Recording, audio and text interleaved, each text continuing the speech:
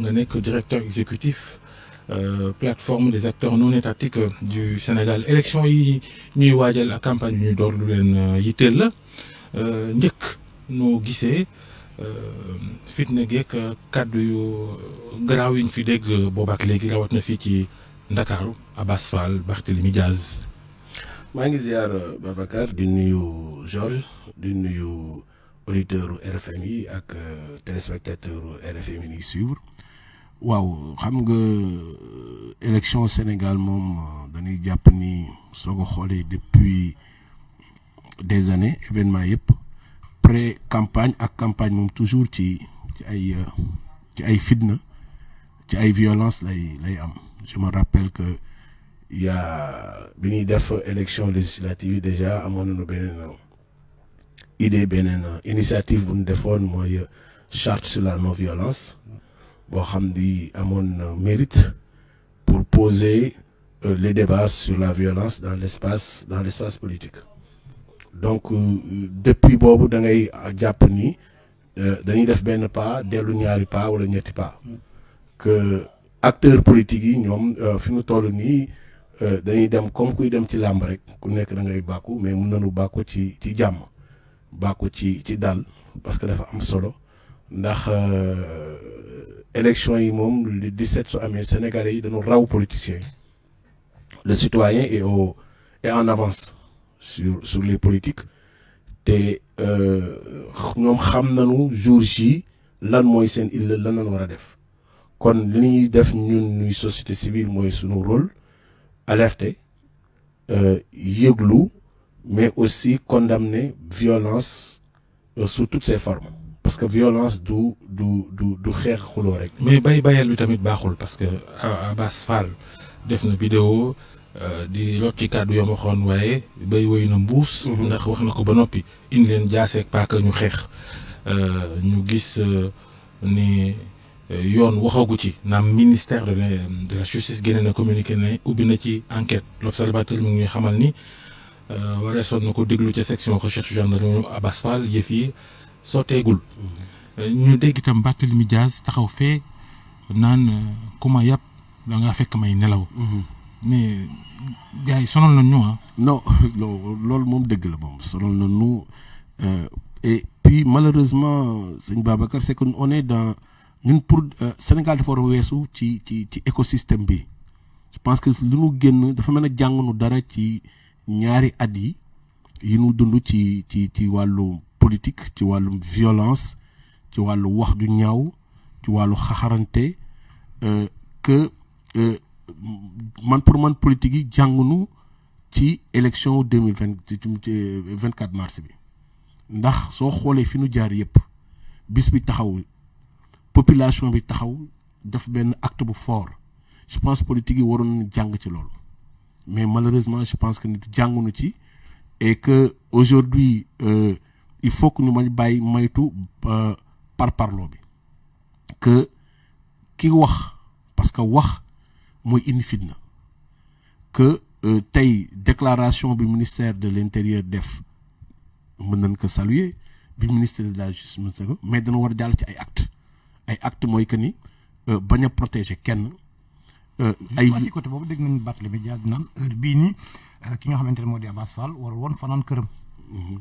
à la suite bien sûr de ces déclarations qui ont été suivies par une attaque bu makkaanu taxaw Dakar. loolu foofu laa jox mooy que il faut que mu am ay actes c'est pas du question dénonciation du question ay communiqué rek mooy régler problème bi. oui mais ministre de la justice ak procureur bi. li Abass Fall wax moo gën a garaaw li Bougane def te Bougane ay fan a ngi nii mu ngi ci kaso ba ku ma am ndey ku ma amul ndey foogoon na ni Sénégal jeex na fi. mais loolu effectivement loolu la ñuy dénoncer Abass Fall li mu def moo gën a garaaw fopp li Bougane def. loolu la ñuy dénoncer au niveau société civile bi ñëpp loolu la ñuy citoyen sax loolu la ñuy dénoncer mooy que ni mbir mi su tolloo fii du ay communiqué rek mooy régler la situation il faut passer à l'acte il faut que par exemple justice.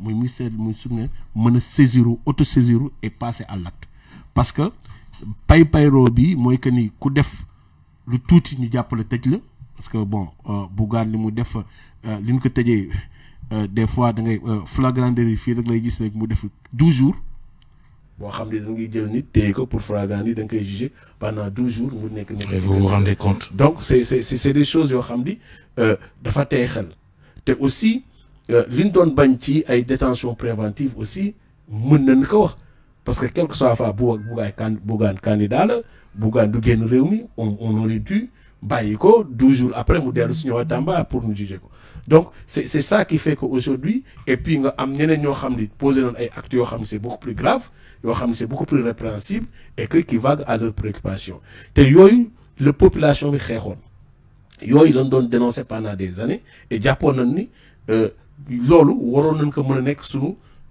mu jàll sunu gannaaw et que ñu mën a indi véritable débat de développement que réew mi tey mënu nekk constamment ci cycle politicien. Oui, mais ça aussi yéen waa société civile yi nu ngeen ko gisee le discours les propositions le débat. Oui, le vrai débat du am. mais débat du am boo xoolee meeting yi Ousmane Sonko taxaw kees ne am na waaju doon nekk ci Macky Sall kontam fekk nañ ci 1000 milliards xam nga loolu tam sëñ bi yéen tam loolu tam nag ah. waaw mais xam nga sëñ Babacar am na ay propos yoo xam ne ay propos de campagne la parce que am na yoo xam ne. mais campagne c'est pas égal kàcc. oui non mais xam nga moo tax ma ni c'est que y a des propos yoo xam ni campagne la parce que campagne yoo xam ni am na dégg nañ fii aussi yu bëri donc am na yoo xam ni dañ koy déplorer benn bi mooy que ni li ñuy wax mooy débat dafa war a mën a am parce que le fait que aussi que l'écosystème muy Sénégal muy war a encourager les débats. c'est-à-dire que tey soo amee initiative il faut que ñu encourager ko il faut que ñu mën a bañ ñu sortir suñu confort yoo xam ni day tax ñu mën a inhiber ou bien ñu mën a étouffer ou bien tuer l'initiative dans l'œuf pour que mu bañ a am donc il y a des choses yoo xam ni da nga ko war a mën a encourager ñun au niveau de la société civile c'est que le débat nous on a entamé le débat on a enclenché ce qu'on appelle le diisoo ngir tabax ëllëg depuis où il fallait que depuis pour woo ministres yi boo tuddee pour qu'on puisse discuter sur les débats de fond. Aujourd'hui, par exemple, les sociétés civiles, c'est pratiquement ONG, c'est 700 ONG au Sénégal qui interviennent. Et par exemple, mais tous ces ONG-là, au jour, nous avons une population, nous avons un débat. Peut-être que aussi, débat politique, il y a une dizaine d'ONG, on suit toujours l'agenda politicien, on parle plus de politique. Mais tout le travail de la société civile, par exemple, je donne un exemple, sur les questions des inondations, mais sur des médailles le plus loin, c'est ONG, associations, d'appeler les populations et d'intervenir au sein des populations.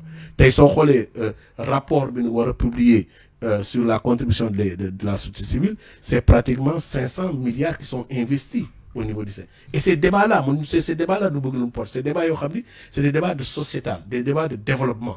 Mais on est toujours privé de nous tenir qui un agenda politicien, on tire le débat vers le haut. C'est des choses yo xamni on a plus finir wax du ñaaw wax du bon tirer le débat vers le haut et que tay par contre li nga xam di mom mo soxol population yi tay so démé marché cher bu metti Sénélec kenn waxu ko Woyofal bi pas xawma Woyofal la xawma ko mais wala diisal c'est très compliqué. sëñ bi Woyofal bi am na lu ci nekk luñ ko waxul nit ñi. boo leen woowee nag ñu weddi ko waaye courant bi ni muy def nit ñi fi mu toll nii buñ ne yokkuñu ko kenn du leen gëm. non mais Babacar. courant bi ni mel si réew mi yéen tamit sëñ bi. Babacar ku waxul ku fayul courant rek moo ni courant cher ku fayul courant rek moo ni courant cher ndox la même chose partout foo jàpp dafay metti mais c'est ça c'est-à-dire que tey opportunité la woon pour que politique yi poser ces débats-là.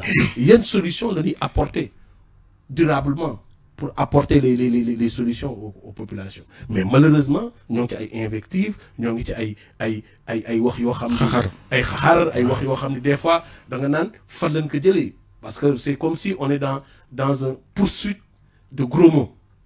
Ki gëna wax du reuy mais au-delà des gros mots ci violence bobu ba légui dégg nañ ñuy wax sax ay mbirum immunité totale naan nit ñi même ci campagne bi sax boo reyee nit sax. non mais xam nga loolu moo xam nga. kenn mënu la cee topp. loolu mooy xam nga des fois dama naan politiciens yi c'est-à-dire qu'ils sont dans quel monde parce que des fois je pense que si tu aspires à devenir à être un responsable dans ce pays am na d'abord retenue da nga ko war a am na wax yoo xam ni waroo ko wax aussi am na xam-xam minimal. oui mais dëkk bi moo am problème mu niveau. mais c'est problème du niveau. mais et Babacar Seck ce problème. L'école sénégalaise est en faillite hein parce que lii yëpp c'est le produit de la mauvaise qualité de l'école peut-être quoi politiciens sénégalais amuñu niveau. xam nga démb il y a des exceptions. démb dañ waaw mais xam nga démb dama doon wax kii ma ne ko gis nga soo xoolee c'est comme si c'est un mal mondial soo xoolee même dans d'autres pays soo xoolee yenn élections yi am on ne parle plus de prospective toujours ñoo ngi ci ay images par exemple je donne ce qui se passe dans les élections aux États-Unis et cetera c'est le même phénomène waxante yi et cetera c'est des choses yoo xam ni man pour man c'est que c'est un mal mondial où les gens dañuy dellu seen ay repli identitaire hein et kenn amul perspective pour mën def une prospection donc c'est pour prospective donc c'est ces éléments là qui fait que aujourd'hui dafa dëkk bi doy na waar et ce qui nous interpelle nous aussi la société civile que ñu bañ a topp ci agenda politiciens yi je pense il faut qu'on porte notre propre agenda que ñu mën a indi un débat serein xëcc nit ñi xëcc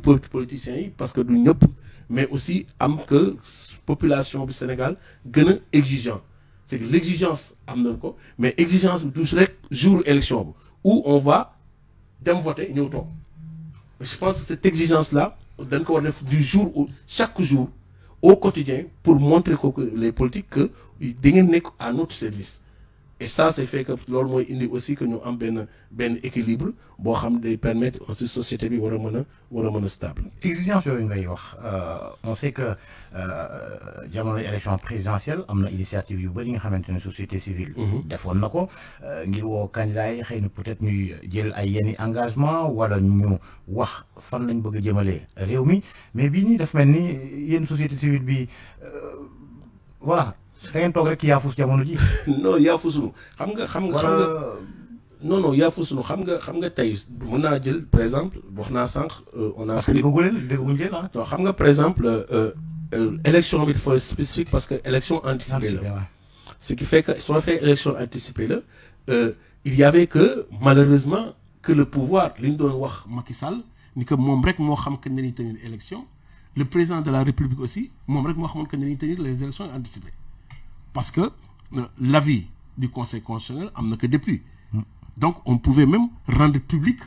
ñu bëri di ko ñaawlu. voilà c'est ça c'est-à-dire que lan doon bañ démb c'est comme si on fait les mêmes choses c'est ça et que par exemple soo xoolee ñun société civile depuis boobu on avait lancé l'idée de diisoo ngir tabax ëllëg pour impliquer les populations dans le processus de formulation du nouveau projet.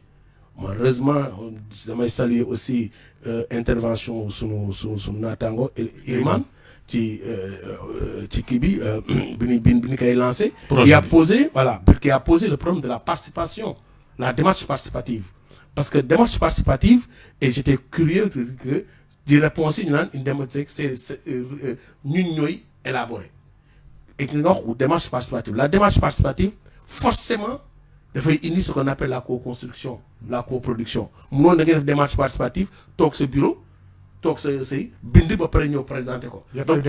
donc non des na parce que oui mais c'est vrai parce que boo xoolee seen projet bi document bi boo xoolee wax dëgg yàlla c'est pas très brillant quoi. non la démarche des na mais c'est que moo tax mais aussi comme dañu jàpp ni.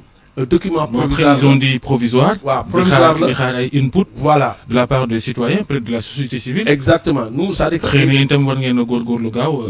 non ñoo ngi ci depuis Babacar avant boobu le diisoo c'était avant boobu c'est-à-dire que nous on a d'abord on a fait un travail interne avec plus de 150 donc experts de la société civile qui ñoo xam travaillé nañu ci secteur yu nekk am un document de base et que sur ce document de base là on a. def ay dialogue sectoriel boo xam ni secteur bu nekk on l'a fait avec l'économie sociale et solidaire on l'a fait avec le ministère des mines du pétrole et du gaz et yooyu day continuer pour que chaque secteur ñu mën a xool ak organisation de la société bi ciy liggéey yan la ñuy apporter pour am ay contributions ce travail va day continuer donc on attend dañ def benn pause pour élection yi maintenant ce travail va compter pour encore alimenter réfléchir ensemble pour que ce nouveau référentiel puisse répondre véritablement aux attentes des populations. élection yi nag le 17 la incha allah processus bi amul dara lu ngeen ci seetlu fi mu toll nii daa mel ni ñu ngi ci yoon bu baax bi danañ egg ci élection yeeg jàmm xanaa rek waa Bakel ak Matam ñenn ci askan waa am jafe-jafe xanaa loolu de moo nar a ñuul ci sow mi. xam nga Sénégal moom processus électoral moom je pense comme ñun ñëpp dama jàpp ni depuis 2000 c'est-à-dire que on ne peut plus voler les